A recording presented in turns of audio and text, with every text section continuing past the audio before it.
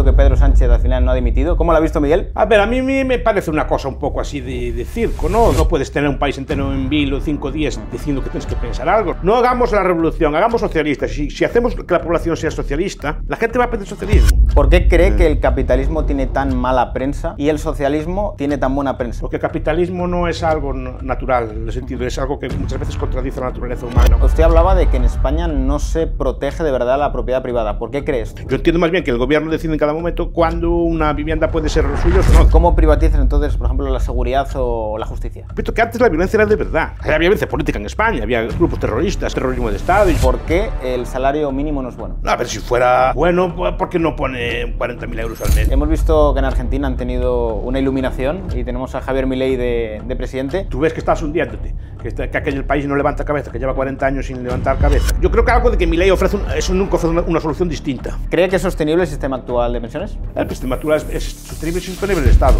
Eso es discutible. Yo los vicios que tengo, intento conocerlos, intento evitarlos. ¿Usted cree que nos vamos a tener que acostumbrar a vivir con un cierto nivel de inflación que era más por encima del que estamos acostumbrados? Pero claro, no lo sé. Una pregunta que me han hecho mucho, Miguel. ¿Cree que el anarcocapitalismo a día de hoy sería viable en algún lugar? A día de hoy. Si mañana le dieran el poder de ser presidente del gobierno, ¿qué es lo primero que haría? Además, porque yo seguro que...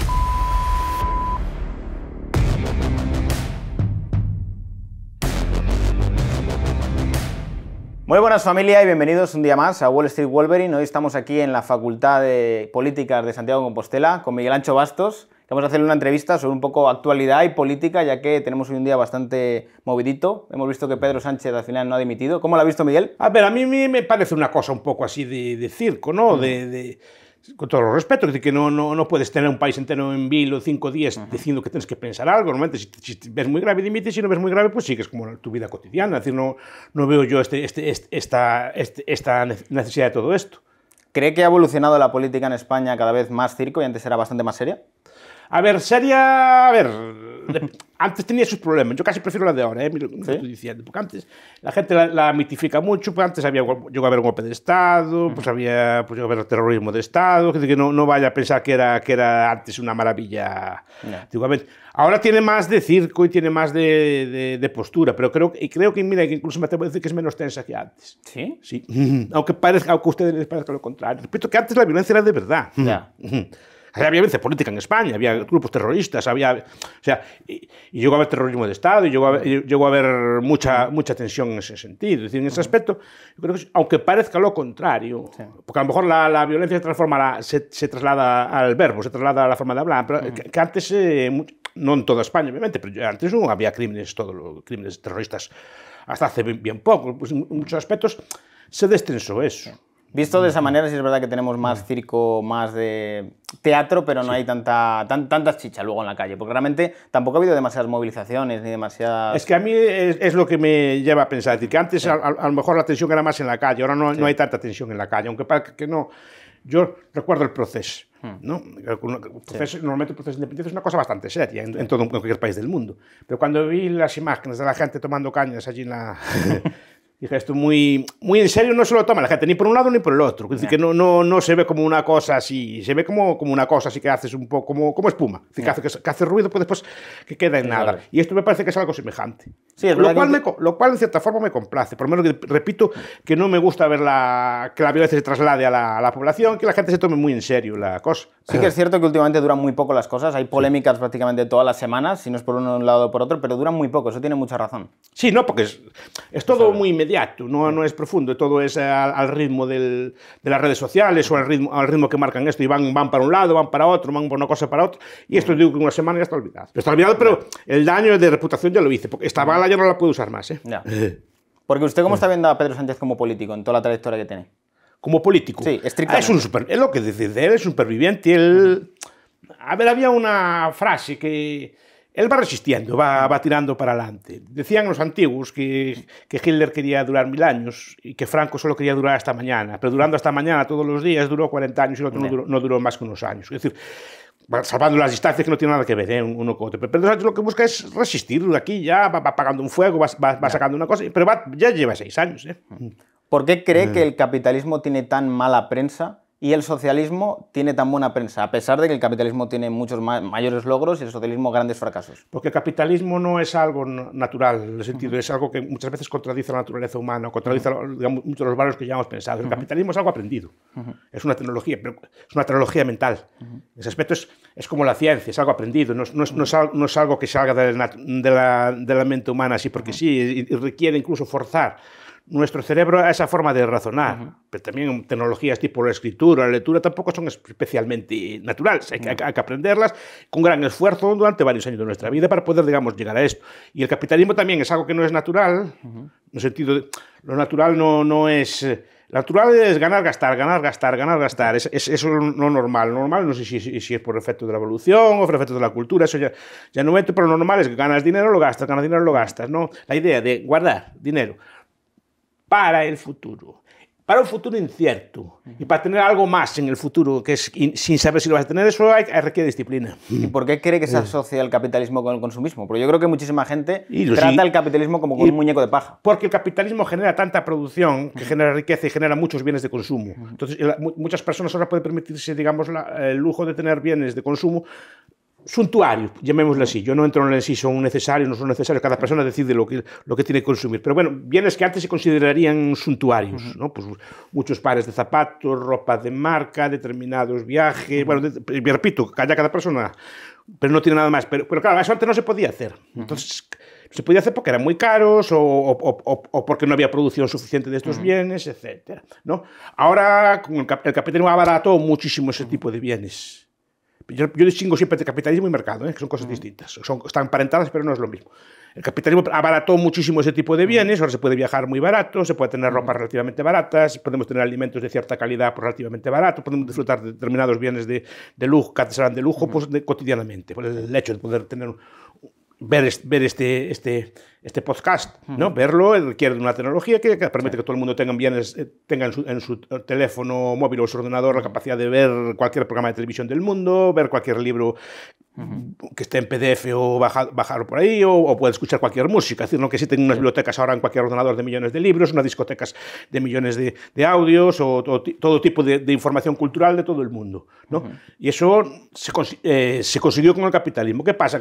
Que parece que después que ese es el objeto. Y de hecho, mucha gente es consumista, pero no es capitalista, ¿no? Cuando se ve el mítico actor o el mítico deportista o la mítica actriz o así, que se gasta dinero y que se baña en champán, por ejemplo, ¿no? Una cosa así de estas, no se ve así.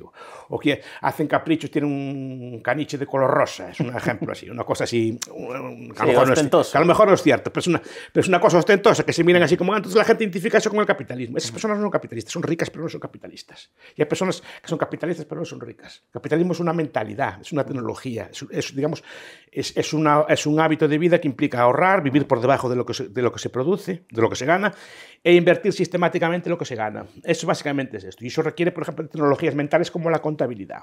Werner Sombart, cuando habla de capitalismo, lo centra en una palabra: contabilidad.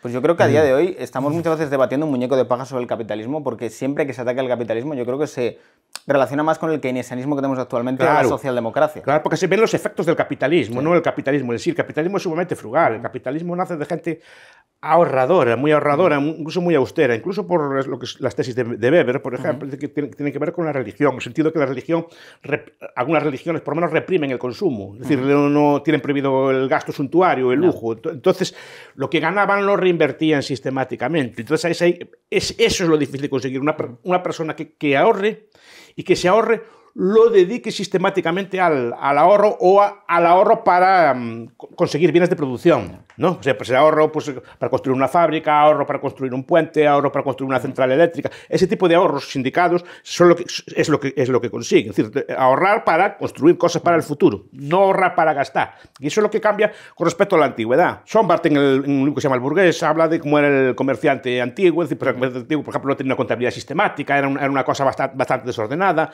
Cuando ganaba dinero, lo gastaba, por ejemplo, en intentar casar bien a sus hijos, o en comprar un título de nobleza, o comprarse una villa y retirarse, ¿no? Es decir, no era una reinversión sistemática, era ganar dinero y después gastarlo de forma que aumentaras tu estatus. Pero tu estatus no era como capitalista, sino intentar prosperar como familia, comprar algún título, comprar incluso algún cargo. En cambio, ahora no, el capitalista es frugal, es austero, es ahorrador. Creo que era una saga de los Forsyth, ¿no? Hablaba de de vivir del interés. De los que quieran. No toca jamás el principal. Tienes una suma, esa suma da un interés y ese interés da un interés. Vivía este interés. Entonces, eso ¿cree usted que hay una parte cultural entonces en el socialismo que haya regado un poco en los países hispanos? A ver, algo debe haber de eso.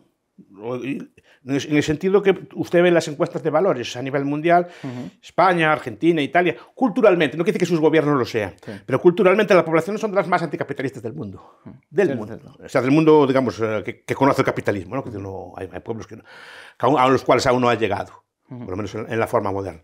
Pero del mundo, digamos, de la OCDE o del entorno que nos movemos, es de los países más anticapitalistas del mundo. O sea, no el gobierno, la gente. Entonces, cualquier problema ya siempre se pone en contra del empresario, critica el sistema, lo ve como un sistema poco natural. No sé si es una cosa socialista o precapitalista. Es decir, que digamos que los valores del capitalismo no penetraron aún. Una cuestión a lo mejor religiosa, porque en los países anglosajones caló más, digamos que es individualismo. No es tanto individualismo, es una forma de pensar. De hecho, es un viejo debate. Repito, antes hablaba de Sombart, pero Sombart dice que el catolicismo se da tan bien o más que el protestantismo para el capitalismo. Y la prueba está a día de hoy, ¿no? Comparar la Irlanda católica y la protestante, por ejemplo. ¿No? O la Alemania católica y la Alemania protestante son mucho más ricas las católicas. Es decir, y entre los países más ricos del mundo se cuentan varios católicos, entre ellos dentro de la Unión Europea. Es decir, no hay ningún obstáculo. Cultural, me refiero. ¿No? Cultural dentro del catolicismo al capitalismo. No sé a qué se debe. Solo sé que nuestra intelectualidad, lo que sea, se ha dedicado siempre pues, a criticar el sistema. Es probablemente, pues, repito, porque no es algo natural, no es algo que sea fácil de comprender. ¿Cree que usted ve, por ejemplo, una persona cuando toca la lotería o una persona que tiene un windfall, o sea, que lo llama, un beneficio caído del cielo, ¿no? Es decir, que dice, ¿qué va a hacer con la lotería? Voy a gastarla. Y voy a hacer tal. No va a decir, voy a poner un fondo de inversión a tantos años. Y voy a hacer cultura. No, la cultura de ganar, gastar. Y está muy presente. Se ve, por ejemplo, hay estudios de personas que le tocan la lotería en Europa, que dice que hay un par de cientos cada año, que dice que no es una cosa extraña. Por ejemplo, de deportistas de élite que ganan grandes cantidades de dinero en la juventud, ¿no? O artistas que ganan grandes cantidades de dinero pues, mientras son jóvenes. Es decir, ¿cómo gastan el dinero? Pues vemos que su visión es esto, de mucho tronío, mucho gastar, mucho tal, pero después que no es una cosa que intenten que dure en el tiempo. Es decir, mira, gané este dinero ahora de joven, voy a hacer que me dure toda la vida, que pueden hacerlo perfectamente. No, se ve que intentan entrar en gastos suntuarios. Entonces podríamos decir que esta abundancia... Con excepciones, que no todos son así. ¿Podríamos decir entonces que esta abundancia que genera el capitalismo incentiva como a la gente a no querer ahorrar? Porque ya da por hecho ciertas cosas. Sí, bueno, eso es uno de los factores. Pues hay factores culturales, por ejemplo, ¿no? Es decir, hay un factor cultural que es la cultura pues, de vivir el momento. ¿No? Que repito, que yo no critico ni hago juicio moral, digo, pero es un factor que vive la vida, etcétera. Es un factor, y creo que a veces impulsado institucionalmente, ¿eh? No solo es una cuestión que sea así que la gente le dé por ahí, sino que también a veces se fomenta esta idea de disfruta del momento, libérate, cosas de ese estilo. ¿No? Que la vida solo es una. Sí, la vida solo es una y disfruta de... ¿Vale? Que está muy, muy extendida. Entonces, claro, pero eso lleva a que vivas el momento, porque no pierdes en el más allá, pero el más allá, me refiero, más allá en el tiempo, ¿no? En el tiempos futuros. Y claro, pero esos tiempos van a llegar, ¿eh? Y ya lo que tienes con esto. Y después, claro, Lyndon Carter, por ejemplo, cuando habla de estas cosas, él se ocupa también a los bancos centrales. O sea, a la cultura del dinero que tienen los propios estados. Por ejemplo, los estados, cuando se crea el Banco Central, la Reserva Federal, y se empiezan a crear los bancos centrales en otros países, llevan a cabo una política de dinero barato, de inundar a los bancos con crédito barato. Y eso cambia la perspectiva temporal de la gente. Por ejemplo, para comprar un Ford, históricamente había que hacer un plan de ahorro. Es decir, ¿quiere usted un Ford? Pues entonces mete usted, yo qué sé, no sé cuánto era, $100 o $10 o lo que fuera, todos los meses durante 4 años, y al cabo de 4 años, ese dinero más los intereses le da el Ford. ¿Vale? Le hace un cálculo de comprar, pero tiene que esperar usted 4 años. ¿No? Eso cambia. Antes decía, quiero un bien, tengo que sacrificarme, tengo que pensar en el futuro, tengo que restringir el consumo hoy para tenerlo el día de mañana, ¿no? Vale, eso es lo que se hacía. Después, no, compre ahora y pague después. Eso fue la política del Banco Central. Sí, porque a ver, que si no generas incentivo a tener ahorro y tienes la capacidad de decir, dame dinero, y el dinero es prácticamente gratis, al final yo creo que eso penaliza directamente. Claro, que dinero barato, relativamente barato, y dinero creado de la nada, y dinero que los bancos centrales lo crean, digamos, de mil y una formas, pero ninguna buena, ¿no? La idea es que la preferencia para la gente dice, ya no necesito sacrificarme, si quiero una cosa la compro y ya está, ya pagaré intereses después, o ya iré pagando, ya no necesita... Y claro, eso le quita disciplina a la gente, ¿no? El dinero, por ejemplo, cuando me gusta mucho, no tanto el dinero como en el sentido de técnico, así como, sino en el sentido cultural, ¿no? ¿En qué sentido cultural se refiere? La inflación, cómo afecta a la gente, este libro que me gusta tanto de Ferguson, Cuando muere el dinero, por ejemplo, o las novelas o libros que relatan la época de la inflación, como explicando cómo cambia, no solo cambia, eso es Stephen Zweig en El mundo de ayer, que ya lo cité alguna vez, ¿no? Cómo cambia no solo el dinero, los precios, sino cómo cambia la cultura de la gente. La gente, cuando empieza a ganar, cuando empieza, digamos, a deteriorarse el dinero, empieza a vivir al día. O sea, se deja de ahorrar, deja de pensar a largo plazo, solo piensa en las tomas de decisiones a muy corto plazo, que son las que te afectan, digamos, el valor del dinero. Y eso afecta a muchas cosas. ¿Usted cree que nos vamos a tener que acostumbrar a vivir con un cierto nivel de inflación que era más por encima del que estamos acostumbrados? No tendría por qué. No debería. Supuestamente el euro era para evitar eso, ¿no? Supuestamente un euro gobernado por austeros alemanes. No, pero no veo que no acaba de cuajar la cosa. O sea, ¿cree que puede tambalearse un poco el sistema del euro? A ver, tambalearse. Puede si se empieza, digamos, a convertir en una moneda así de que se devalúa, que es una moneda poco seria, sí, podría devaluarse, perfecto, podría tambalearse, sí. A ver si recupera la rigidez o no, a ver quién se impone en esta lucha, pero creo que esta vez no están haciéndolo, de momento no lo están haciendo especialmente bien. Está costando, sí. Le iba a comentar, usted hablaba de que en España no se protege de verdad la propiedad privada. ¿Por qué cree esto? Porque no hay propiedad privada, en el sentido estricto romano de la palabra. Es decir, su propiedad realmente no es suya, está sujeta, por ejemplo, lo que se llama la función social de la propiedad. Eso está en la Constitución española, que decir que su propiedad en cualquier momento puede ser alterada en su uso o expropiada si hay un interés general que supuestamente beneficia a otros, beneficia al social, que no sé qué es eso social. No, yo entiendo más bien que el gobierno decide en cada momento cuándo una vivienda puede ser suya o no. Es decir, usted tiene una propiedad, mañana se la pueden recalificar para bien o para mal. Tiene la propiedad, pero no tiene el uso. Es decir, los usos, lo que uno puede hacer con ella, viene determinado por el gobierno. Después, la herencia, por ejemplo, usted deja una herencia, es una metáfora, pero realmente viene a ser así. El Estado la coge y le paga un dinero, nos la da. ¿Has visto así? Es visto así, pero a lo mejor no sé cómo se ve. Es claro, que el problema, muchos de estos aspectos, es verlos de otra forma. Es decir, lo que tienen estas teorías no son mejores ni peores, simplemente ven las cosas desde otra forma. Y, por ejemplo, ¿cree que con la uberización que está sufriendo la sociedad, digamos que estas herramientas que ha dado el mercado pueden poner en peligro también la propiedad privada? Porque hay mucha gente que no se puede permitir... Es lo que se busca. Yo no lo sé si es deliberado o no. O sea... Pero parece que todo... Digo, cuando uno ve que los poderes públicos favorecen determinadas soluciones, no quiere decir que parece como si se fomentara. No quiere decir que la uberización en sí sea mala ni buena. Simplemente parece que... lo que pasa es que, claro, con la uberización nada es de nadie, todo es alquilado. Todo es alquilado, como decía, menos el que alquila, que eso sí que es suyo, ¿no?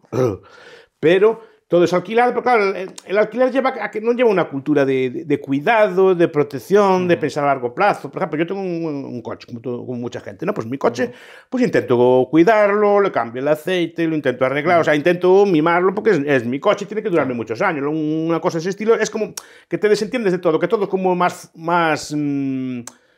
volátil, ¿no? Igual que una vivienda, ¿vale? Puede vivir en una vivienda pues toda la vida alquilada y cuidado que es una solución tan legítima como otra cualquiera y muchas veces financieramente es mejor que la otra, ¿no?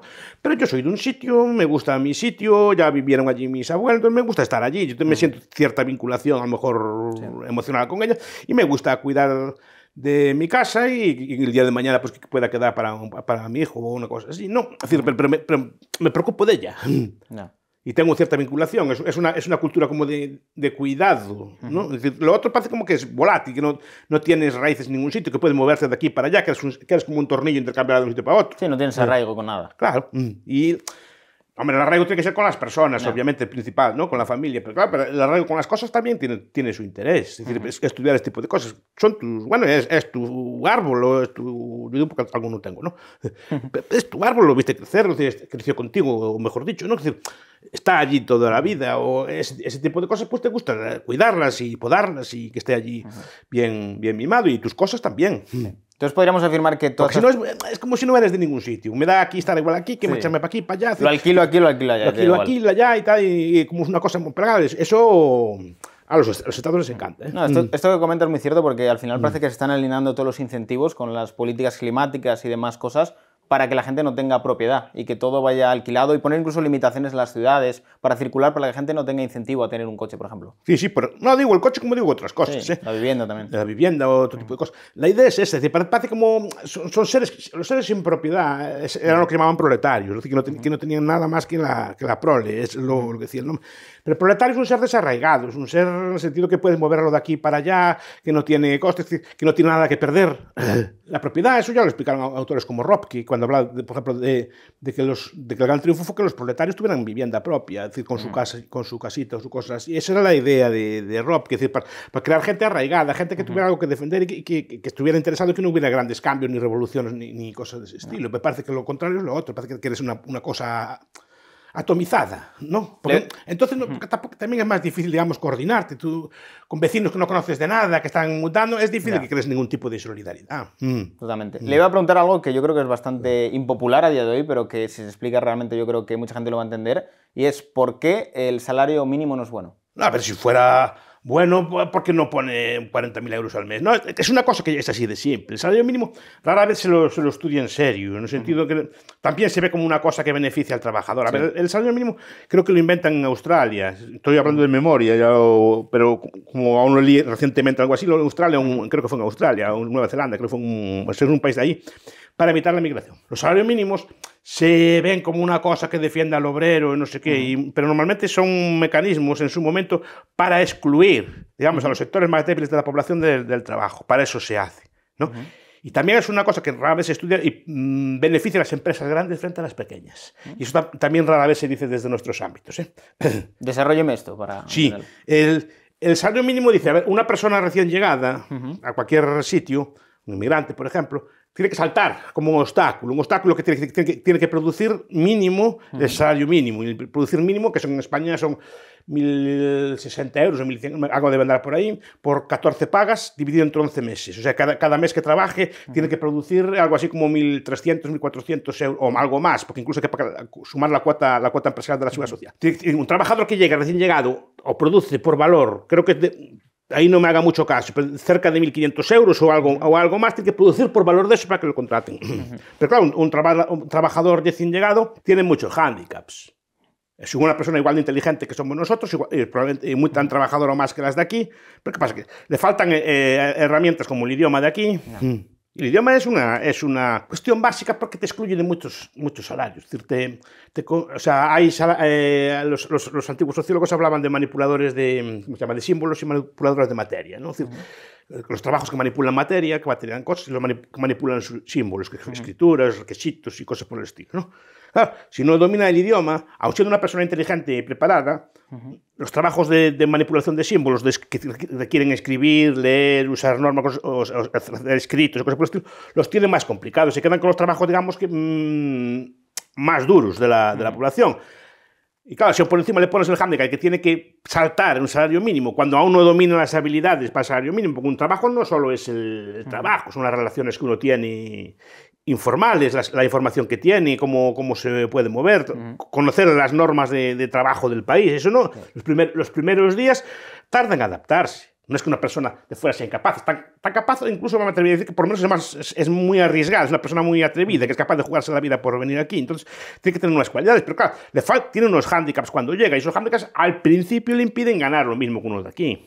Si por encima le pones una barrera, nunca lo haces legal, ¿no? Entonces es una herramienta, y sobre todo para expulsar a los trabajadores jóvenes del mercado. Y para eso se diseñó. Un trabajador joven también le pasa algo semejante. Un trabajador joven es trabajador y tal, pero los primeros días de muchos trabajos el trabajador no rinde ese mínimo. No es porque no rinda ese mínimo, es que aún no tiene la habilidad necesaria pues, para hacer el trabajo, en cualquier trabajo. Porque le falta experiencia, le faltan no sé cosas. Entonces, los primeros días normalmente pues, podría ser incluso que le diera pérdidas al patrón. Entonces, si le pones una barrera, tampoco te lo quieren contratar, porque la tasa de paro juvenil en España es más del doble que la de la población general. Porque el salario mínimo se ceba sobre los sectores más débiles de la población, inmigrantes y jóvenes, básicamente. Y para eso se hace. Y las empresas grandes, porque las empresas grandes normalmente están están más capitalizadas que las pequeñas, ¿no? Una gran cadena de hoteles, por ejemplo, pues tiene buenos medios de capital, tiene buenas herramientas, está mejor diseñado, tiene mejor logística y tiene que competir con un hostal, mítico hostal Sol y Playa. El hostal Sol y Playa compite pues trabajando muy barato, porque si no, no compite, porque el otro trabaja con mejores herramientas. Mucha competencia es por puro coste, ¿no? O sobreexplotándose el trabajador y a lo mejor sus empleados. Pero es la única forma de poder competir, digamos, con una empresa que está muy capitalizada, que es muy moderna, que tiene mucha maquinaria, ¿no? Entonces, claro, si tú le pones un salario mínimo, directamente le eliminas la competencia a la empresa grande. ¿Usted cree que flexibilizando el mercado laboral se podría dar salida a todos los jóvenes que ahora están saliendo con titulación universitaria y que no encuentran trabajo? Pero a lo mejor no en lo suyo. Bueno, eso es cierto. O en lo suyo, pero a un salario muy bajo. Yo creo que las notas de corte deberían... No, es que eso no son notas de corte. No, me refiero que el propio mercado sea el que decida las notas de corte para que salgan profesionales adaptados a... O cuánta oferta tiene que haber de una carrera o de otra. Es decir, si se demandan determinados trabajos, ¿por qué no se pueden abrir más facultades de eso? O ampliar los números clausus de esa facultad. Y otra vez, después, claro, todas las facultades... Claro, no opera un sistema de precios. A lo mejor no debería operar, es otro debate, pero no opera un sistema de precios. Por ejemplo, todos los profesores cobramos lo mismo, independientemente de la demanda que tenga nuestro trabajo o no, y lo mismo, todas las carreras cuestan lo mismo, con independencia después de la salida que tengan o no. Esos son precios políticos, y eso, claro, distorsiona un montón de cosas. Pero claro, no lo sé, todos en lo suyo, no, porque en lo suyo es muy difícil que cada uno... O sea, una persona yo creo que tiene derecho a estudiar lo que quiera. Pero tiene que asumir las consecuencias de estudiar lo que quiere. Que está muy bien. Es decir, y después también hay que buscar habilidad. Es decir, ya dicen, no, ¿qué tal trabajo? No, señora, yo veo filósofos en la red que se ganan bastante bien la vida, o veo gente que explica cosas de arte o de historia antigua. Es como lo vendas también. Y yo creo que ahí se incentiva un montón de cosas. Sí, yo también creo que Internet ha hecho que habilidades que a lo mejor antes no se premiaban tanto en el mercado, ahora se puedan premiar con el hecho de que con las redes puede llegar a más gente. Sí, nos puede llegar a más gente, o se pueden buscar soluciones nuevas. Sí. Yo creo que a veces nos falta un poco de anquilosación. Estamos un poco como anquilosados, es decir, de mezclar unas carreras con otras, ¿no? Cuando veo yo que, por ejemplo, mezclan historia del arte con empresa o cosas por el estilo. No, que son cosas interesantes, porque hay mercados del arte, hay mercados de un montón de cosas. ¿Por qué no se pueden aprovechar, digamos, o lo que llaman ahora esa palabra de sinergias, de unas cosas con otras? Pero claro, yo no me atrevo a rediseñar tampoco el sistema universitario. Digo, todo el mundo acaba en lo que quiera, lo que quiera hacer. Bueno, pues eso es más difícil. ¿Cree que la izquierda ha evolucionado hacia un nuevo paradigma en el cual el obrero no está en el centro y más se centra en una lucha de clases dividida entre pequeños lobbies? Es que eso es la interseccionalidad que le llaman ahora. Es decir, pero es que el obrero ahora ya no es clase, ya no es el proletario de antes. El obrero, digamos, de una fábrica no es que sea un privilegiado, pero ya no es aquel ser, digamos, indefenso que era antes. El trabajador industrial normalmente tiene salarios bastante decentes, un poco por encima de la media. Lo que hay ahora es el precariado, y ahí está la cuestión, que el precariado muchas veces se da en profesiones, por ejemplo, universitarias. Es decir, el obrero típico que trabaja en una gran factoría de automóviles o cosas por el estilo, normalmente no es el sector más indefenso de la población a día de hoy, porque normalmente tiene un buen convenio, tiene sindicatos que lo defienden, y su salario, al ser así, pues es un salario relativamente decente. No que sea alto o bajo, no lo sé. Pero el precariado está en otros ámbitos. Una pregunta que me han hecho mucho, Miguel. ¿Cree que el anarcocapitalismo a día de hoy sería viable en algún lugar? A día de hoy. Es que el capitalismo no se puede prefigurar. No. En el sentido que parece que es como España, pero sin Estado. No es así. El capitalismo tiene que surgir de la misma forma que surgió el capitalismo, en sitios concretos, pequeños, algún sitio que esté en una pequeña sociedad o algún pequeño sitio que empiece a ensayar con este tipo de fórmulas.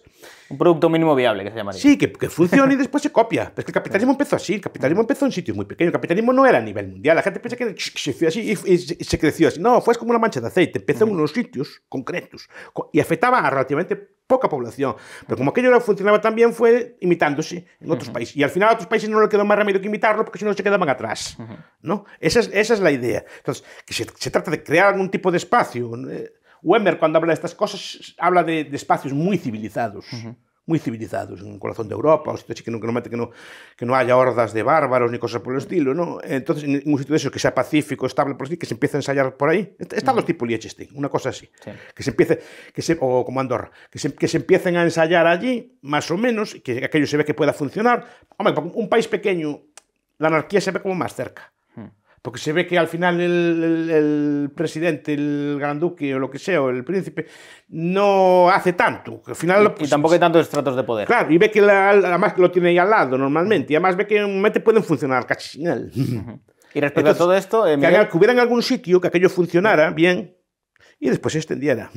Una cosa que me planteaba mucha gente que era más minarquista, ¿cómo privatizan entonces, por ejemplo, la seguridad o la justicia? Es que esos son los grandes debates que hay. Primero, la seguridad ya es privada. Incluso en los países como el nuestro. ¿En qué sentido? El 90% de la seguridad o el 80% de la seguridad es privada. ¿En qué sentido? Consiste, por ejemplo, pues en puertas, en vallas, ¿no? En alarmas, en vivir en determinados barrios, ¿no?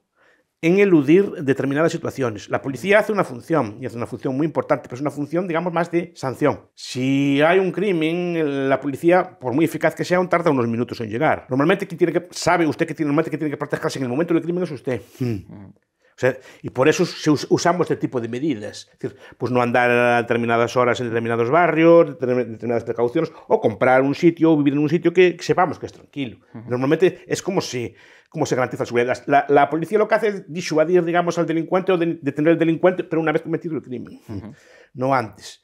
Entonces, buena parte de la seguridad ya es privada. A ver, si se refiere a seguridad entre estados, ¿no? Entonces estás diciendo que tenemos Estado porque existe otro Estado. Sí, para defenderse el otro Estado. Claro, pero entonces es un razonamiento circular. Si no hubiera Estado, tendría que defender, sería casi prácticamente todo crimen común. Bueno, sí, verdad. Sí. No se crearían las grandes aglomeraciones de ejércitos que son los que justifican tener otro ejército. ¿No? Sino que básicamente sería una función casi policial. Hay que estudiar, por ejemplo, todos los sistemas de policías que existían. Por ejemplo, la primera policía que hubo en Estados Unidos a nivel estatal, a nivel americano, fue los Pinkerton, una policía privada. ¿No? Hubo policías privados en San Francisco durante mucho tiempo, en la época de no estatalidad de California y después. Que hay que ver cómo se pueden establecer sistemas policiales. Policías privadas todas las entendemos, que las vemos en muchos sitios. Y aquí lo que estamos discutiendo no es una cuestión de factibilidad, es una cuestión de legitimidad. Es decir, entendemos que no es legítimo que nos detenga un guardia privado, pero no que no sea factible. Que el debate es distinto, ¿no? ¿Y respecto a la justicia? La justicia, eso ya hubo ya un intento mucho tiempo, durante mucho tiempo. Pero sería un poco salvaje, ¿no? En plan, cada uno que se tome la justicia por su mano. No, habría leyes y habría normas.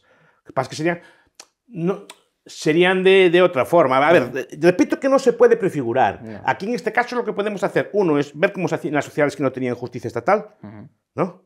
Hay un libro de Bruce Benson que se llama Justicia sin Estado. Dos, ver qué soluciones, digamos, jurídicas existen. Cuidado, que seguirían existiendo juristas, es que imagínate, no, que muchos oficios desaparecerían. No, seguiría haciendo falta policías. Serían de otra forma, serían falta seguramente algún tipo de militar o cosa por el estilo, pero serían de otra forma, como ya existieron en el pasado. Y lo mismo pasa con jueces y cosas por el estilo, seguirían existiendo jueces, abogados, etcétera, pero serían de otra forma distinta que en el pasado. Por ejemplo, la justicia de Cadí, ¿no? Que se escogía un juez, pero el juez tenía que demostrar antes su reputación. Ahora el sistema actual es un señor o una señora aprueba una oposición y lo mandan a un sitio, y es el que le toca. Si hubiera un crimen aquí, pues nos tocaría la titular del juzgado que esté de guardia aquí, en este territorio.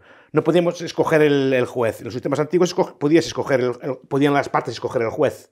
O sea, que tiene que haber un cierto consenso de las partes. O sea, creo que en lo que llamaban el salvaje oeste, que no era tan salvaje, las tasas de crímenes, según se dicen, eran menores que las de Nueva York, en el llamado así el salvaje oeste, ¿no? Pero se escogía, una parte escogía un juez, la otra parte escogía otro juez y el tercero entre los dos. Era necesaria una reputación de ser un juez honrado, porque un juez puede ser venal, o sea, puede ser corrupto, sí, podría ser corrupto y comprar una de las partes, comprar al juez.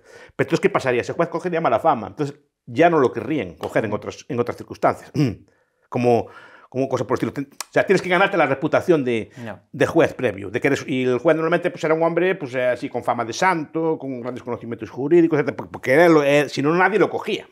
Nadie va a coger un juez corrupto. Sí, tú puedes coger un juez corrupto, pero el tercer juez, ¿quién lo cogía? No había consenso por otra parte. ¿No? Entonces nadie lo querría por otra parte. Entonces, eso sí, después una vez aceptado el juez, había que acatar bajo pena de exclusión. Después, claro que hay formas distintas de sancionar. Nosotros casi siempre entendemos el castigo como la cárcel o la multa. Pues hay otra forma, por ejemplo, la vergüenza, como se usaba en la antigüedad, o el marcado, que a día de hoy se puede hacer, por ejemplo, con una pulsera. Es decir, que hay muchas formas de sancionar a una persona sin usar estas cosas.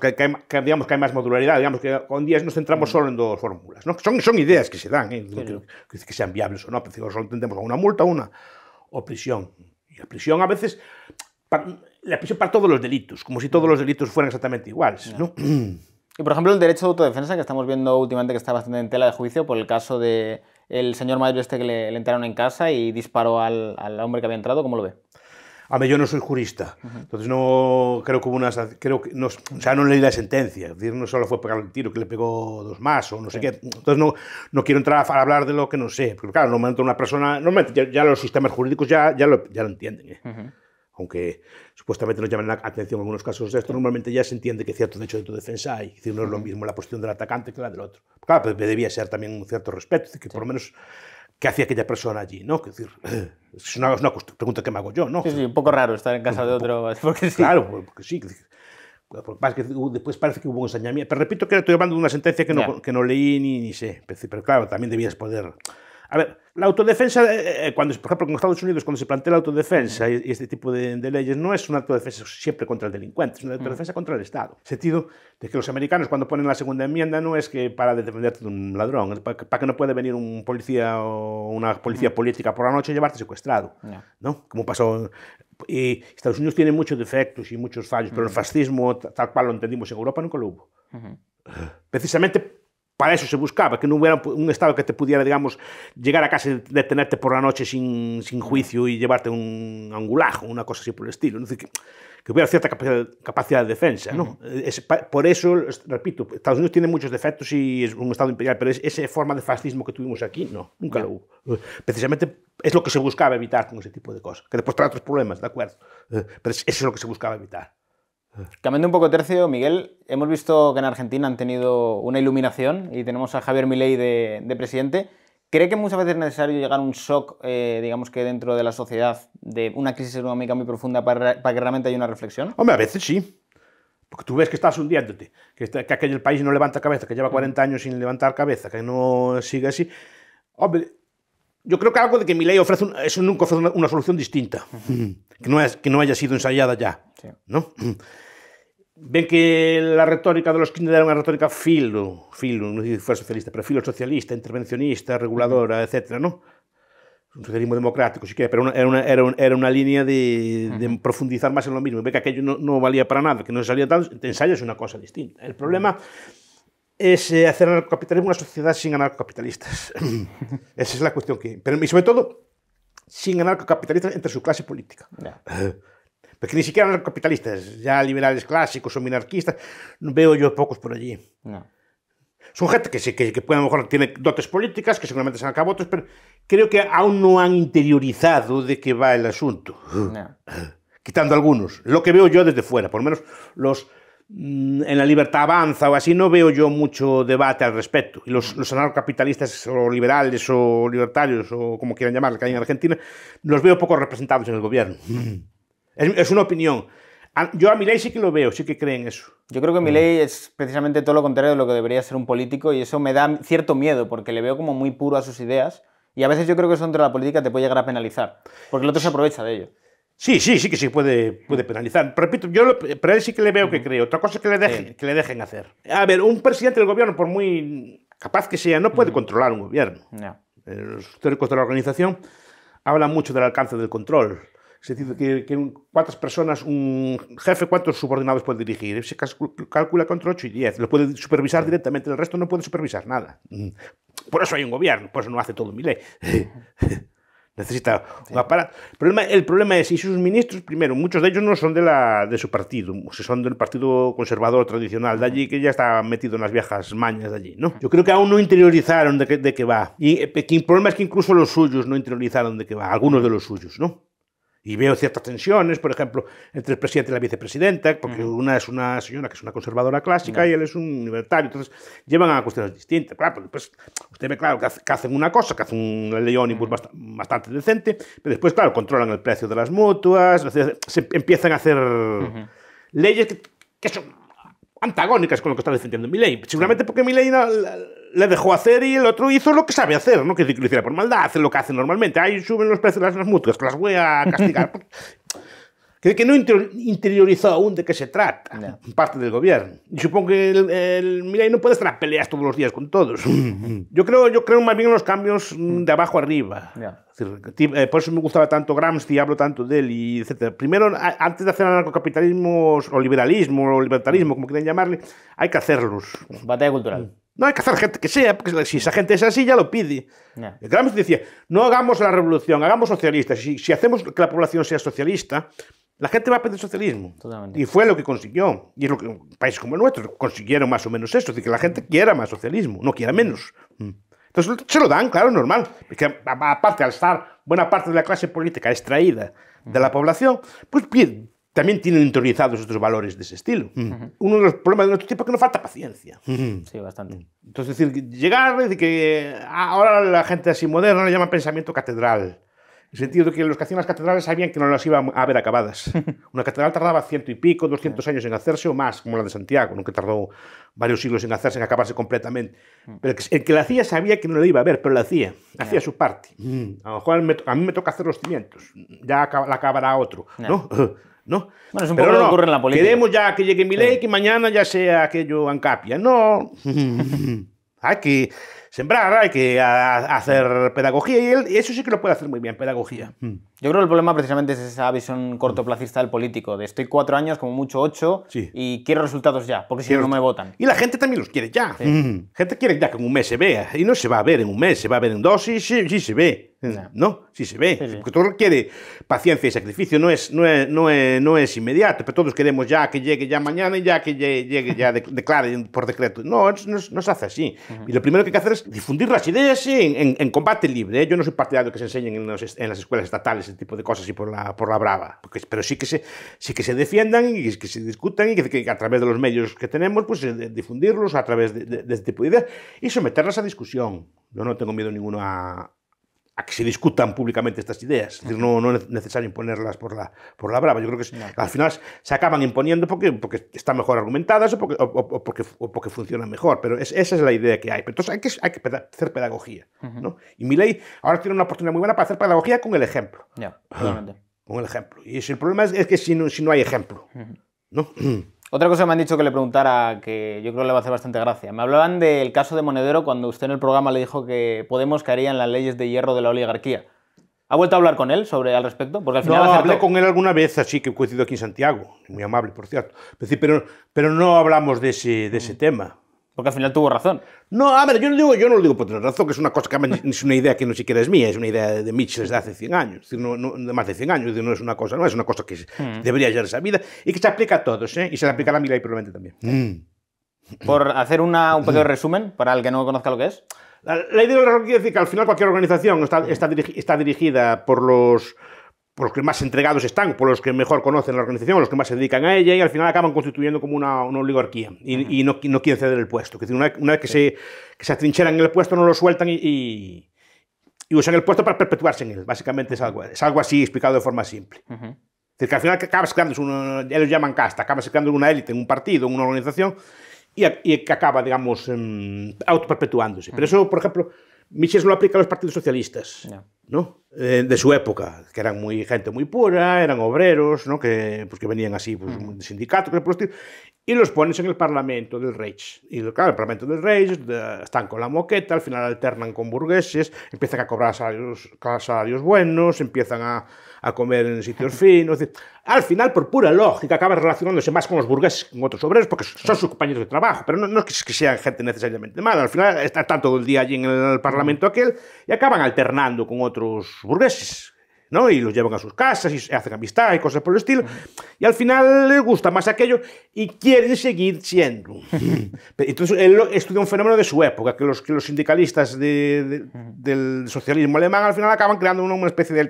Cuidado, también se puede aplicar a los verdes alemanes, también empezaban tejiendo calceta, me acuerdo yo cuando, ustedes eran muy jóvenes, pero cuando llegaron los verdes a Alemania, tejían calceta, también allí eran así como muy verdes en el Parlamento, y ahora ahí los tienen bombardeando países y haciendo cosas por el estilo. O sea, súper belicosos, ¿no? De ser una cosa súper pacifista y así, ¿no? Porque al final quieren seguir allí, ahora gobiernan estados importantes y crean una oligarquía, pero no es algo que sea propio de la izquierda, es algo propio de cualquier organización que empiece, digamos, como muy idealista, que sepa que si se mete en la lucha política, al final es... Porque la alternativa es que roten los puestos, ¿no? Pero hay que tener poco orgullo para no querer irse. No, pero es que no es que cuando rotan los puestos, lo que pasa es que siempre estás en manos de aficionados. Y entonces los demás como que abusan de ti. Porque estás siempre en manos de gente que no... Aparte, si sabes que te van a echar fuera, tampoco tienes incentivo a hacerlo bien. Porque si para qué voy a hacerlo bien, si tal me van a echar fuera igual. ¿No? Es decir, no cambias la estructura de intereses. O sea, no porque voy a dedicarme a esto, ¿qué más me da? ¿No?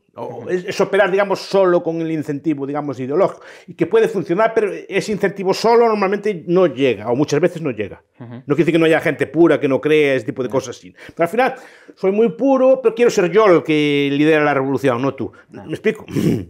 No me fío de que tú la lideres bien. Quiero liderarla yo, ¿no?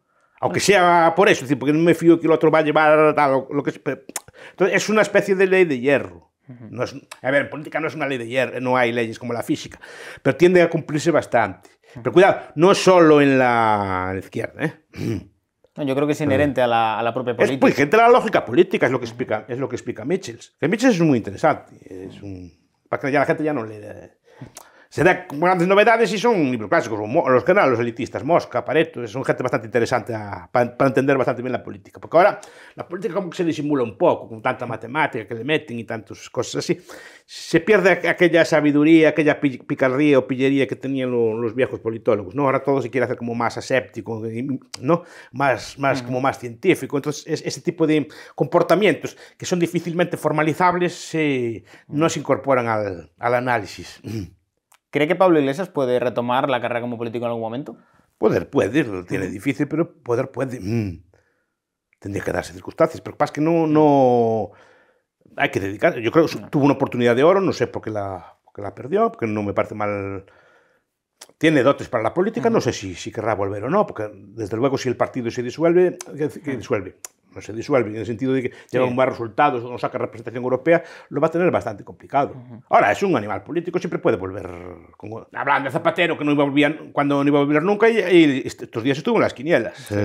¿No? Es decir, nunca se sabe si puede volver o no. El PSOE siempre le saca revulsivo a Zapatero, cuando se ponen las cosas ahí. Lo saca, no, porque fue un líder en su momento también muy potente. Y Pablo Iglesias es un líder, yo no tengo la menor duda, y es una persona competente. Para que tiene que encontrar la máquina adecuada y tiene que dedicarse a ello. Y puede volver con esta sigla, con otra, puede incorporarse a otros partidos, eso nunca se sabe. ¿Cómo ha visto usted la llegada de Feijóo a Madrid? ¿Ha notado mucha diferencia de cuando estaba en Galicia? Al principio no, pero el problema es que yo entiendo que allí son en un ecosistema distinto. Eso hablan de los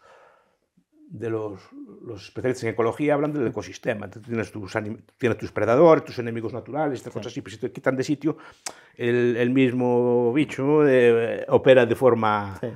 No tiene otros enemigos, o tienen otra forma de actuar, o no tiene los mismos escondites, o no sabe cómo defenderse allí. Entonces, yo creo que se está adaptando. Y ahora se está adaptando. Al principio no se adaptaba del todo, porque trabajan de otra forma por allí. ¿Y en el caso de Yolanda Díaz, por ejemplo? ¿En qué sentido? Digamos que cuando estaba más en Galicia era más Izquierda Unida, digamos que más comunista. No, y ahora se ha más o vuelto menos como... Es como era aquí, que es una persona de izquierda, siempre fue de izquierda, se viene de entornos de izquierdas y siempre estuvo, digamos, en la izquierda. Unida o en ese entorno de por ahí, y las políticas que defiende son las típicas de ahí, y creo que sigue defendiéndolas. Otra cosa es la organización. Más edulcorado, yo la noto como más suave. Porque las formas de ella siempre fueron educadas, es una persona muy agradable, muy simpática en el trato. Entonces, las formas siempre fueron formas como más suaves, la estética de ella, es decir, no tiene una estética tan revolta, aunque es una persona que siempre fue de izquierda, yo creo que hizo más políticas de izquierda que hicieron, en el sentido puro de lo que es izquierda, en el sentido económico, así, que hicieron los otros, ¿no? Los otros hicieron políticas más de nuevo corte, identitario, así, pero ella hizo más políticas de izquierda, por eso tuvo cierto éxito al principio, porque se dedicaba a cosas, digamos, de salarios, de empresas, de vivienda, cosas de ese estilo, ¿no? Que digamos que son las que más le afectan a su potencial electorado obrero. En cambio, los otros eran como políticas como más simbólicas, más académicas, si quieres. Y eso fue lo que le dio esto. ¿Qué pasa? El problema de Yolanda Díaz es la organización. Ella no tiene organización. Bueno, lleva poco tiempo también con ello. Pero es que no se puede montar un partido desde arriba a abajo, hay que montarlo de abajo arriba, entonces con tus estructuras previas. Y también se quiso hacer a toda prisa. Y se hizo con un montón de materiales que no se llevan bien entre sí. ¿No? Por ejemplo, Podemos y otros que estaban todos dentro de esa organización, pues no se llevaban bien con otros sectores. Entonces, al final después se ven las cosas, porque no hay una estructura que las coordine. ¿No? Por ejemplo, pensemos en otro partido de izquierda, por ejemplo, el Bloque. El Bloque sí que es un partido mucho mejor organizado. ¿No? Tiene penetración, tiene un aparato sólido, tiene una coherencia de líder, tendrá otros defectos, pero ese no. Por eso es mucho más duradero. Entonces, lo otro, en cambio, es como una nueva política, lleva un golpe y se disuelve. ¿No? Y a veces la política te da golpes o malos resultados, lo que sea así, pero que Ciudadanos por un mal resultado, allá fue. No puede ser un partido así. Es decir, un partido tiene que tener como más estructura, más permanencia, ¿no? Tiene que tener unos militantes más entregados, tiene que tener una coordinación. No puede ser que por un mal resultado que casi se disuelva. Yo creo que tiene también mucha dependencia de Albert Rivera como figura. ¿Por qué no puede ser así tampoco?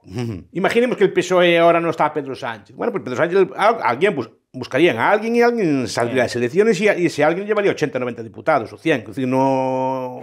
Porque hay un partido. Y el PP, pues ahora cambias a Feijóo o cualquier cosa, también saldría allí, algo llevaría. Es decir, no creo que se disolviese de la noche a la mañana. No puedes depender solo de que Albert Rivera esté de buen humor o mal humor. Una persona que también tenía sus dotes para la política. Pero claro, también supongo que como cualquier persona tiene sus defectos también para la política. Entonces, claro, le pilló mal dado, pues se retiró a la primera de cambio, claro, y eso no disuelve una organización. Pero yo también creo, Miguel, que a los partidos más nuevos se les exige más que a los antiguos. Entonces, como el PP y el PSOE ya están interiorizados como, bueno, me van a decepcionar, se les exige menos y esto hace que la gente, a la mínima que ven un poco de decepción de los partidos nuevos, los dejan antes. Sí, pero es que un partido no se funda de la noche a la mañana. Los teóricos de los partidos decían que un partido serio tarda 20 años en hacerse. Y tienes que empezar de cero. O sea, tienes que empezar con muy pocos votos, pero creando tu militancia, creando una cultura organizativa, creando un programa, haciendo lo que llaman ahora un nicho, un mercado.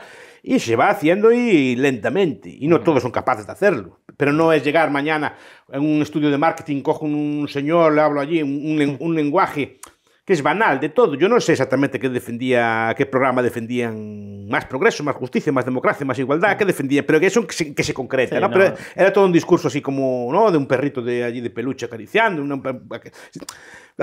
Supongo que los expertos de marketing hagan este tipo de cosas, pero yo quiero algo sólido, quiero saber de qué es esto y que defienden y así, ¿no? Yo creo que es política de gestos, es de palabras que suenan bien, pero claro, no hay trasfondo. Y somos modernos y europeos y más así, como, ¿no?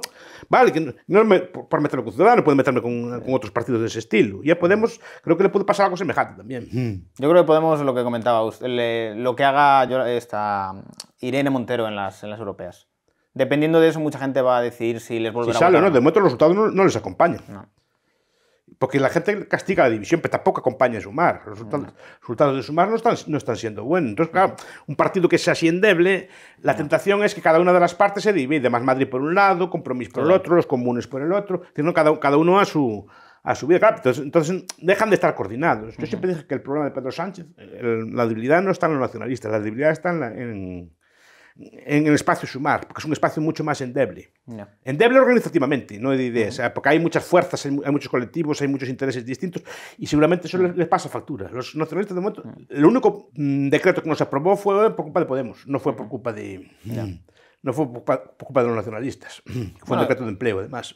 También hay que decir que el PSOE se ha beneficiado también precisamente en regiones más separatistas de todo esto, porque en Cataluña ha crecido. Sí. No, Cataluña tiene una dinámica especial. Supongo que en Cataluña es porque, digamos que el voto, digamos, que llaman constitucionalista o el voto que no es nacionalista, pues tiende a concentrarse en un partido. Y normalmente antes se concentró en Ciudadanos, ahora se concentra en el PSC, que fue el que votó siempre, ¿no? La cuestión es con quién suma después. Pero ese voto siempre lo hubo. Lo que pasa es que antes, repito, estaba concentrado en otra fuerza y ahora se concentra en el PSC, que lo ven como el más útil. Aparte que por la idiosincrasia que intuyo que de Cataluña, que debe ser una sociedad también bastante de izquierdas socialmente hablando. Digo por los resultados electorales, no sé en otro tipo de cosas, ¿no? Porque debe ser de los parlamentos más de izquierdas que hay en Europa. Pero luego también tienes mucha burguesía catalana. Sí, digo a nivel de población. Sí. ¿No? Es un parlamento bastante a la izquierda, porque no solo hay una fuerza de izquierda, hay varias fuerzas de izquierda. Esquerra Republicana, está la CUP, está el PSC, están los comunes, que hay varias fuerzas, ¿no? Es decir, no hay una sola. Cambiando de tercio, Miguel, una frase que yo creo que es emblemática de usted, el capitalismo ahorro trabajo duro, ¿salió espontáneamente o lo pensó? Sí, salió espontáneamente. Sí. Que yo creo que la frase que más le conocen a usted. Sí, a ver, aquello ya lo conté muchas veces, pues fue una conferencia que me mandaron dar. Pues sí, por casualidad, porque me dijeron, ¿quieres ir a dar una conferencia mañana por la mañana? Pues habrá que ir, estaba en Guatemala, pues habrá que ir a una especie de debate en la Universidad de San Carlos. Y fui allí, hablé, y fue lo que me salió, fue la típica conferencia que no llevas preparada, sino que vas como a un debate, vas a exponer una teoría así, y esa frase me salió al final, de hecho no llevaba papeles ni nada así, no es una cosa que me salió, pues no sé por qué tuvo esto, pero bueno, que ni siquiera es original. No, a ver, tiene más gracia todavía porque es como una frase que salió totalmente improvisada, sí, sin salió pensar, improvisada, pues se ha sí, convertido sí. en emblemática. Pues sí, salió improvisada, a lo mejor por eso. Porque no es deliberada. Y yo no sabía que me estaban grabando tampoco.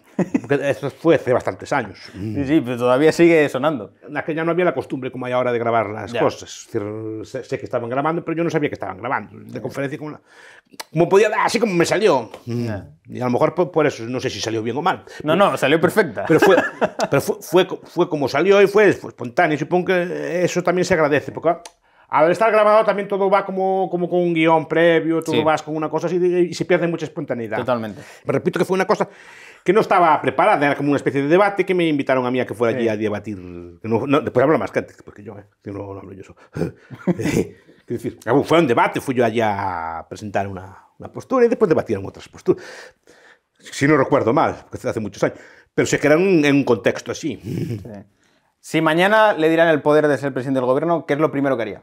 Yo no quiero poder ninguno, además me repele. Además, porque yo seguro que sería peor que cualquier otro. Es decir, sé que eso tienta y sé que a la gente le gusta. Y sé que yo los vicios que tengo, que intento conocerlos, intento evitarlos. No cogerlos. Con esto me pasa lo semejante. El poder me repele porque yo no sé qué haría con él. Pero en principio, supongo que sería como los demás, por la ley de hierro. No me creo diferente a los demás. Por eso intento evitar ese tipo de tentaciones. Pero si ese poder, yo intentaría respetar la propiedad privada. O sea, cambiaría las leyes de propiedad.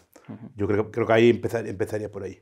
Bueno, la base me quitaría, por ejemplo, todos los poderes de expropiación. O sea, que ese tipo de cosas lo intentaría respetar la propiedad privada, ¿no?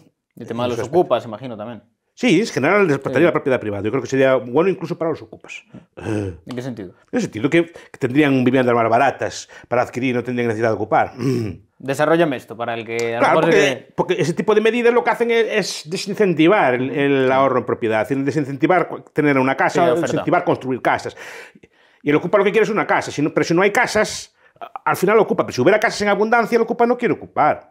Yo pienso que no quiero ocupar. Ocupará, supongo que por necesidad, no sé exactamente la psicología de cada uno de ellos, pero entiendo que si tuvieran viviendas accesibles, por ejemplo, ¿no? Como normalmente no se roba comida, hay una que puede robarse, normalmente se roba otro tipo de cosas, ¿no? Sí. Porque la comida tiende a ser más abundante o tiende a ser barata o fácil de conseguir. Si la vivienda fuera barata, fácil de conseguir, etc., no habría ningún incentivo a ocupar. Pasa que lo ocupa, al final vive ocupa. No paga, pero vive ocupa. Vive que lo pueden echar en cualquier momento, vive en una situación tensa, no creo que esté cómodo así. Pero lo que quiero es que tuviera una opción de vivienda barata. Yo creo que la opción de tener viviendas baratas, de calidad, etcétera, es que dejar construir y que la gente invierta en la vivienda. En alguna entrevista le he oído decir que se lee un libro al día. ¿Cómo es posible eso? No, a ver, eso no... Una vez lo dije y me se echan a mí. Yo estoy entrenado. Es como dices que un atleta corre 20 kilómetros al día. ¿Y cómo puede hacer? Pues entrenando, porque está entrenado, tiene un cuerpo fibroso y aparte lo entrena y cuida, come y tal, y puede hacer estas cosas. Pues yo estoy entrenado, no tiene mayor mérito. Es mi trabajo y intento hacerlo bien. ¿Pero cómo lee en horizontal? No, a ver, yo en horizontal no. Yo leo. Lo que pasa es que eso sí fui aprendiendo con el tiempo, ciertos trucos, ¿no? Que decir, por ejemplo, uso lápiz o un rótulo, a veces, o un bolígrafo de colores, según como sea el libro. A veces los pinto, porque que el libro es mío, yo pues los compro. Yo gasto mucho dinero en libros porque los compro, pero los compro para pintarlos yo a mi gusto, ¿no? Para eso los quiero yo. Pero yo cuando voy con el lápiz, es como lo que llamo un punto de lectura, voy leyendo así, entonces no me enfrento al texto entero, sino que voy siguiendo la punta del lápiz, entonces voy más rápido, ¿no? Y después, claro, siempre intento tomar alguna nota, en el sentido de que la nota me obliga a reflexionar sobre lo que leía e intentar ponerlo con mis palabras. Sí. Intentar entender lo que leí allí. Sí, para interiorizarlo mejor. Después, una cosa que siempre aprendí es que un libro no me derrote. Porque había un momento que decía, este libro no lo entiendo, este libro es muy difícil, sobre todo cuando era joven, ¿no? Que difícil. No, pues igual, tira para adelante. Léelo, aunque no lo entiendas. Que le sacas el 5%, pues le sacaste solo el 5%, pero lo acabaste, no vas a poder con él, porque si no fuera así, como que nunca subiría de nivel, ¿no? Si una cosa me parece muy difícil, pues ya no la subo, pero entonces nunca alcanzaría otros niveles. No. Pues alcanzo el 5%, vale, el 3%, vale, pero el siguiente que leo ya entiendo el 4%, porque ya me van sonando las cosas, ya me van siendo familiares, ya me voy haciendo al lenguaje, ya me voy haciendo ese tipo de cosas. Estoy entrenado a leer, como decía, los romanos se entrenaban con espada de doble peso. Pero cuando luego fueron a la batalla pesaba menos. No, cuando iba con la espada normal, les parecía muy ligera. Claro. ¿No? Porque estaban entrenados con espadas de doble peso. Pues yo entiendo que empecé con libros de doble peso, de tal forma que ahora los libros normales me parecen muy fáciles. Yeah. Porque intento ir a lo... Aunque repito, sé que es un debate, hay unas teorías que también es razonable, es decir, si un libro no te gusta, déjalo. A ver, si lo hubiera dejado en su momento, como que no hubiera alcanzado, digamos, otros niveles. Sin decir que tengo un nivel yo especialmente alto, ¿no? Pero si no, no me habría yo superado. Entonces, es como un esfuerzo mental, es como, supongo que el señor, el experto en halterofilia, de halterofilia, porque al principio levanta un peso, cuando levanta un peso le ponen otro hierro, pues que puede, con él después, pues está entrenado, pues esto es lo mismo, al principio no puede, pero después acaba pudiendo, ¿no? Es algo semejante. Y yo estoy entrenado, más, tengo una disciplina, todos los días así, ¿no? Y tiene que... pero no tienen especial mérito. No tiene especial mérito, es un mérito para mi trabajo es así, repito, que un atleta tiene que correr, para eso está, es su oficio, y que cada oficio tiene su dificultad, y la acaban dominando, y después de mucho tiempo, normalmente las personas en cualquier oficio dicen, ¿cómo puede hacer esa cosa? Pues haciéndola, porque está entrenado a hacerla. ¿Autores que recomendaría para gente que quiere empezar? ¿En qué? Política, economía, liberalismo. A ver, de política... Por ejemplo, a mí, a entenderla, me gusta, por ejemplo, libros tipo las 48 leyes del poder, ¿no? De Robert Greene. Supongo que lo conoce, ¿no? Pero en general el libro maquiavélico porque explica muy bien la política. Y que recomiendo El juego de la culpa también, de Christopher Uth, que a lo mejor no es tan conocido, pero es un libro también muy maquiavélico, ¿no? O los clásicos, así, no solo de Maquiavelo, los clásicos chinos, Han Fei Zhu y así. Para quien le guste, para entender cómo es, no cómo debe ser, sino cómo es, ¿no? La política. No como debería ser. Porque en política muchas veces pensamos cómo debería ser, entonces hacemos buena parte de la teoría del Estado y así es como debería ser una república o cómo deben los poderes mixtos, esta cosa. No, ya me gusta explicar un poco cómo es. Economía, típico, por ejemplo, así, para empezar la economía en una lección, quien tenga más gana la acción humana, pero eso ya es como muy... La acción humana es densa. Sí, pero claro. Como el libro. Pues al austriaco viejo le gustaban los libros gordos. Sí. Porque decían que el libro gordo, al llevar más tiempo con él, le acabas cogiendo más cariño y que al final, con el tiempo, te acordabas mal de él por el tiempo que pasabas. Un libro que lees en un día o día y medio, después de unos años no te acuerdas, pero un libro que pasaste mucho tiempo con él, acaba digamos, formando parte más de tu vida, ¿no? Y La acción humana es un libro muy, muy interesante. Después, claro, depende de los temas que le interesen a cada uno. ¿Autor preferido en torno al liberalismo? Liberalismo, hombre, yo soy muy robertiano, o sea, me gusta mucho ese, o sea, sobre todo la forma de razonar que tiene, ¿no? Entonces, si me dijeras uno, pues te digo uno, pero hay muchos, pues está Huerta de Soto, hay muchos temas, después depende de los temas que se toquen, ¿no? Pero yo soy así muy de esa tradición, pero también me gusta Hayek, también a veces saco provecho, di alguna conferencia sobre autores marxistas que me han impresionado, es decir, hay autores que me gustaron, hay cosas que me gustan de ellos y las comento, ¿no? Es decir, por Charles Guarazmiles me gusta mucho, La élite del poder, que es un libro que me gusta mucho, un libro bien marxista, pero es un libro que me gusta, es decir, no me circunscribo en una escuela. Ahora, si me dices de esto, sí me diría, así más completo para introducirse, sobre todo, es Rothbard. Porque toca muchos temas y es muy interesante. También es muy discutible en muchos aspectos, pero por la prosa que tiene, por lo fácil que escribe, a mí es el que más me gusta. Pero también tiene una cosa que hace mucha crítica sobre ello, y es el tema de cuando habla del ¿cómo se llama esto? Habla un libre mercado de niños. Yo creo que se malinterpreta. Yo creo que se malinterpreta. Sí. Yo creo que se refiere, que pasa que se refiere, por ejemplo, a una adopción, es lo que interpreto, una adopción que no requiere el Estado. Por ejemplo, como lo dicen que hizo una actriz americana que fue a no sé qué a un sitio de África, negoció con los padres y se trajo 10 niños o 6 niños de allí, sí. ¿no? A veces se ve algún artista o así que trae una adopción de ese estilo. Es una adopción, digamos, que es negociar directamente con el padre. Y supongo que a eso se refiere Rothbard. Que normalmente lo sacan de contexto diciendo que va a haber un Amazon de niños. Sí, como hubiera un mercado así en la tienda, una subasta. Sí. Una subasta o cosa por el estilo. Yo las hubo en la antigüedad con esclavos y cosas por el estilo. Pero a día de hoy no es factible. Yo entiendo que va por ahí la línea. Es decir, que el debate es de quién es el niño. ¿No? El debate es ese, el debate filosófico es eso. Que pasa, claro, se saca de contexto, en mi opinión. Entonces, el niño de quién es del padre o es del Estado. ¿Quién tiene el derecho, digamos, a cederlo en adopción? ¿El padre o el Estado? ¿No? Ese es yo creo que el debate va por ahí. Claro, Rothbard tiene una cosa, Rothbard va al extremo, porque yo creo que a Rothbard es como las trampas saduceas que le ponían a Cristo, ¿no? Que le hacían, eran trampas eran preguntas que le hacían para que dijera lo que dijera, quedara mal, ¿no? Y a Rothbard a veces le preguntan, ¿no? Entonces, ¿quién haría cargo de los niños? Entonces le preguntan ese tipo de respuestas.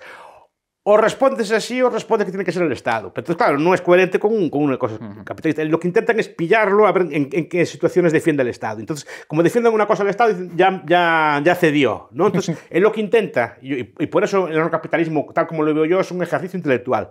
A ver, ¿cómo podemos solucionar tal problema en ausencia de Estado? Y yo creo que es lo que intenta hacer él cuando le hace preguntas de este estilo. ¿Cómo se podría hacer esto? No quiere decir que se vaya a hacer, ni que sea para mañana, ni cosas, pero antes de crear una sociedad o de discutir una cosa, creo que hay que ver si se puede hacer o no. Y creo que hay que discutir si se puede hacer o no. Y el proceso de descubrimiento es fascinante, porque te obliga primero a descubrir cómo funciona el Estado realmente existente y cómo podría funcionar. Tienes que buscar cómo hacían en otros pueblos, cómo se hacía en otras épocas, cómo se hace a día de hoy en otros sitios, etcétera. Qué situaciones, por ejemplo, son anarquistas y funcionan bien. Ese tipo de cosas, ¿no?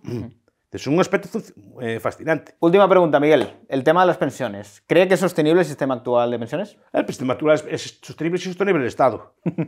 Eso es discutible. No, a ver, sostenible es en el sentido de que bien se pueden retirar fondos de otras partidas y dárselo a todas las pensiones. Lo que es más difícil es si puede sostenerse las pensiones al mismo nivel de, digamos, que se está pagando hoy, que tiene la misma cantidad medida en porcentaje del último salario, lo que se llama salario de sustitución, ¿no? Puede ser el mismo porcentaje que es ahora, que siguen siendo de las más generosas que hay en Europa. Públicas, no que privadas, de las generosas públicas, en el sentido de porcentaje de la primera pensión con respecto al último salario es de las más generosas de Europa, públicas, porque la mayor parte de los países europeos combinan un sistema público con un sistema privado. Entonces las pensiones en otros países son mayores, pero por la parte privada que tienen, no por la parte pública. Entonces, sostenible. El problema es cada vez hay una población, digamos, más envejecida. No, hay una población activa relativamente menor, porque no hay jóvenes o está reduciéndose, etc. Y esos jóvenes, esos 20 millones o 20 y tantos millones que son de lo que se llama la población activa, tienen que sostener, digamos, cada vez más pensionistas, cobrando incluso a veces más incluso que el trabajador medio, tienen que mantener a los niños que haya y tienen que mantener la sanidad de todos esos... porque la sanidad también es un sistema de reparto, no solo son las pensiones, ¿no? Tienes que mantener la sanidad de todo ese colectivo. El problema es, ¿se puede hacer? Sí, pero a costa de bajar el nivel de vida sustancialmente de los que están trabajando. Que es exactamente lo que está ocurriendo, que está habiendo un traslado de riqueza de los estratos más jóvenes a los más... Pero es que, claro, es un problema difícil de explicar, ¿no? Pero es un problema también de productividad. No, es que la productividad incrementará. La productividad, mucha gente piensa que la productividad viene sola. Llega así, hay más productividad por el mero paso del tiempo. La productividad tiene usted que invertir en ella. Quiero decir, Si quiere tener unas industrias más modernas, tendrá que comprar máquinas nuevas, robots nuevos, lo que sea así, pero tiene que comprar, tiene que tener dinero para comprarlo. O sea, tienes que tener una dotación de capital para comprarlo. Porque no llega solo. Es decir, hay muchos países del mundo que si viven en el siglo XXI, ¿no? Pues, Lesoto, que sea cualquier país africano, viven en el siglo XXI exactamente igual, sincrónicos con nosotros, pero porque no tienen allí la productividad, porque no llegan robots, máquinas y todo el día ya a hacer, porque no tienen que comprarlos. Ojalá pudieran comprarlos, porque de momento no pueden comprar el mismo nivel de productividad que tenemos nosotros. Y nosotros pensamos que llega sola la productividad no llega sola, tiene usted que comprarla. El problema es que al derivar tanto porcentaje de la renta, digamos, a pensiones, no queda dinero para ese tipo de cosas. Digamos, el incremento de productividad en otras sociedades es menor que en otras, porque buena parte de los recursos se destinan, digamos, a gasto de consumo corriente y no se destinan a gasto de capital. Sí, además financiados con deuda. Y al final se acaba pagando eso. Se acaba pagando en el sentido que son trabajadores que no solo producen menos, no porque menos porque sean más vagos ni nada así por el estilo, sino porque la producción está combinada. Lo que yo produzco no es lo que produzco yo solo. Si tengo un tractor, produzco más que si no tengo un tractor. Sí. Pero si no tengo un tractor de última generación, voy a producir menos que el que tiene el tractor de última generación. Si no puedo adquirir ese tipo de herramientas, no puedo ser tan productivo como los otros. Entonces, claro, una sociedad que destina esto tiene menos dinero para renovar capital, para comprar máquina. Entonces, el trabajador no es que trabaje menos, pero su producción es menor. Y su producción es menor, y por encima tiene que pagar pensiones a gente que a muchas personas le queda para muy poco. Entonces, claro, este tipo de cosas lo que se va a hacer a costa de un deterioro del nivel de vida de la población. ¿Qué soluciones hay? Para que ningún político se va a atrever a decirlas. Ya se lo digo, retrasar la edad de jubilación, por ejemplo. Ya lo hicieron, retrasar 2 años la edad de jubilación equivale a reducir las pensiones realmente un 10%, en términos actuales. Porque la supervivencia de un pensionista de promedio son 20 años. O sea, los años que lleva cobrando. Si usted retrasa 2 años la jubilación, es como reducir la pensión un 10%. Lo que pasa es que no se nota, porque se cobra más tarde, ¿no? Pero a efectos estadísticos funciona así. Tendrá que retrasarla, o tendrá que hacer lo que le llaman ahora en Argentina la licuadora, que es lo que querían hacer con los patos de Toledo. Subir las pensiones menos que la inflación. De tal forma que, a largo plazo y por interés compuesto, ese tipo de pensiones se va reduciendo. Si usted reduce un 1 y pico por ciento a 20 años, pues a lo mejor es una reducción real de la inflación. Para casos, al indexarla al IPC, pues claro, ese elemento se elimina. Supongo que, por un lado, intentarán cobrar impuestos más altos a la gente trabajadora o a los propios pensionistas. Cuando suben el IVA también se lo suben a los pensionistas. Cuando suben el IRPF también se lo suben a los pensionistas. O sea, tiene algo de truco también. Porque pasa que dicen, no, nosotros damos una pensión, pues, si el IVA te lo ponen en vez del 21, el 23 o el 24, al final estás perdiendo poder. No, al final es como si te la redujeran la pensión, pero el efecto ese del que hablaba Keynes ya de engaño sigue estando ahí presente. Entonces yo lo que veo como sostenible es en el sentido de que van a cobrar una pensión. Ahora, ¿cuánto van a cobrar? No lo sé. ¿Cuándo van a cobrar? No lo sé. Y cuánto va a tener que pagar el trabajador tampoco lo sé. Desde luego, es un fenómeno demográfico, es pura demografía. Cuando se instalan los actuales sistemas de pensiones, la base demográfica, yo qué sé, podía ser de 6, 8, 10 o 12 a 1, o sea, 12 trabajadores por cada pensionista. Porque era una población, muy pocas personas mayores y personas mayores que vivían pocos años cobrando. La supervivencia al principio no llegaba a 3 o 4 años. Pero claro, cada vez hay más que duran más tiempo y cada vez hay menos jóvenes. Yo creo que las pensiones se mataron a sí mismas. Sí. Sentido, una de las razones, no la única, para tener hijos es también tener un sustento, una ayuda cuando uno es mayor. Digamos que ahora el Estado no se les preocupa, va a cobrar pensión, tengas hijos o no tengas hijos. Entonces, ¿para qué vas a tenerlos? ¿O para qué vas a tener los mismos que antes? No es el único factor, obviamente, pero es un factor también que influye. Yo también creo que se ha encarecido el tener hijos. Antes tener hijos era bastante más barato, ahora tiene como más costes asociados. Porque le ponen un montón de regulaciones. Sí, es verdad. ¿Qué? Tiene que tener un montón de cosas. Tiene que tener cosas en el coche, tiene que poner, la escuela teóricamente es gratuita, pero tiene que ponerle, no solo es gratuita en el sentido de que no cueste nada, pero a lo mejor tiene que ponerle libros de texto, tiene que condicionar sus horarios, cosas por el estilo de todo esto. Y después, que claro, no es una escuela modular. Antes las escuelas tenían horarios variables, o podían, mejor dicho, podía establecerse horarios variables, es decir, pues, clase de tarde, clase de mañana, porque tienen que tener todo el mismo horario, porque no pueden incluso adecuándose al propio ritmo del niño. ¿no? Entonces, para que adecuarse a todo, esos son los costes que tiene, ¿no? Y después, claro, de educación, de mantenimiento y de muchas cosas extraescolares, y después que también es culpa nuestra, queremos que el niño sea competitivo, que sepa chino y cosas así. Entonces, ese tipo de cosas, claro, eso tiene costes, claro. La PlayStation. PlayStation, claro. Y ropa de marca, cosas así de estas, claro. Bueno, Miguel Ancho, yo creo que lo tenemos. Muchísimas gracias por concedernos la entrevista, que nos ha dedicado aquí un ratito entre clase y clase. Y nada, decirle que es un honor entrevistarle, porque yo creo que es una entrevista que queda para la historia de este canal. Yo me hacía mucha ilusión venir aquí a Santiago a entrevistarle. Y a mí también, que pasa que ya sabe que no... Es que lo estamos hablando antes fuera de cámaras con Miguel y decía, es que creo que usted no es consciente de lo que le admira a la gente. ¿Qué me van a admirar, hombre? Un poco. Si de eso es porque no me conocen. Así que nada, muchísimas gracias, Miguel, y le dejamos ya tranquilo. Muchísimas gracias de verdad y nos vemos en el próximo podcast.